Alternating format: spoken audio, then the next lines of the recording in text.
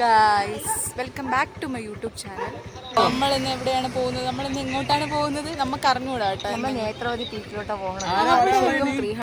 ഇതാണ് ഗായ്സ് അഞ്ജു. എന്റെ കഴിഞ്ഞ വീഡിയോയിൽ നിങ്ങൾ കണ്ടിട്ടുണ്ടായിരിക്കും. ഈ ഇട്ടിരിക്കുന്ന ഔട്ട്ഫിറ്റ് എന്റേതാണ്. ചെരുപ്പ് മാത്രമേ ഉള്ളൂ ഇവളുടേത്. അതെ അതെ അതെ. അങ്ങോട്ട് മാറിയേക്ക് നോക്കട്ടെ. കാരണം ഇവള് ഡ്രസ്സ് എടുക്കാണ്ട് നേരെ ഉറക്കത്തുനിന്ന് എണീച്ച് വീട്ടിലോട്ട് വന്നതാണ്. അപ്പോൾ എൻ്റെ ഔട്ട്ഫിറ്റ് കൊടുത്തു. നല്ല രസമില്ലേ? നിങ്ങൾ പറയണം കേട്ടോ എങ്ങനെയുണ്ടെന്ന്. This is Anju.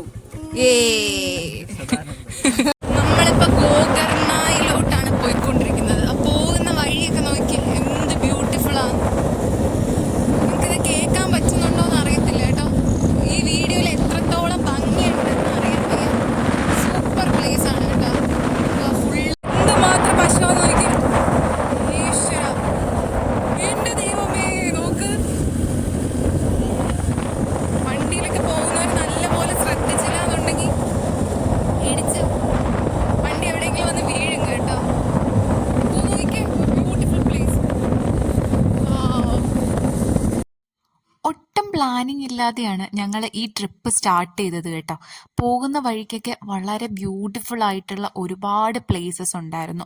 പിന്നെ നമ്മൾ 3 ബൈക്കിലായിട്ടാണ് പോയത് കേട്ടോ. അപ്പോൾ നമ്മുടെ കുറച്ച് ഫ്രണ്ട്സ് പുറകിലായിപ്പോയി. അപ്പോൾ അവരെ വെയിറ്റ് ചെയ്യാൻ വേണ്ടിയിട്ട് വണ്ടി നമ്മൾ കുറച്ച് നേരം നിർത്തിയിട്ടിരുന്നു. അപ്പോൾ നല്ല വിശപ്പുണ്ടായിരുന്നു.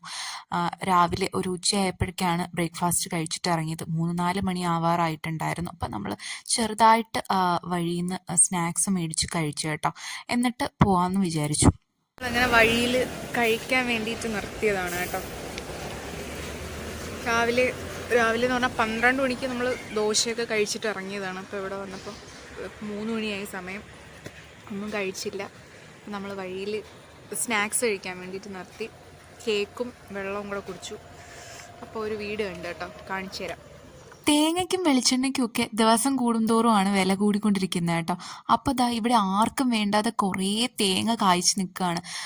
മാത്രമല്ല നിലത്തൊക്കെ നല്ല ഉണക്കത്തേങ്ങയും കിടപ്പുണ്ടായിരുന്നു കേട്ടോ, ഇഷ്ടം പോലെ. അപ്പോൾ ഞാൻ വിചാരിക്കുകയും ചെയ്തു, ഈശ്വര ഇവർക്കൊന്നും തേങ്ങയും വേണ്ടെന്ന്. പിന്നെ ചില പ്രത്യേക സാഹചര്യങ്ങൾ കാരണം എനിക്ക് ഇടയിൽ വെച്ച് വീഡിയോ എടുക്കാൻ വേണ്ടിയിട്ട് പറ്റില്ല. നമ്മൾ ജസ്റ്റ് ബീച്ച് വരെ പോയിട്ട് തിരിച്ചു വന്നു കേട്ടോ. എന്നിട്ട് നമ്മൾ ഫുഡ് കഴിക്കാൻ വേണ്ടിയിട്ട് ഒട്ടും എക്സ്പെക്റ്റേഷൻ ഇല്ലാതെ ഒരു കടയിൽ കയറിയതാണ്.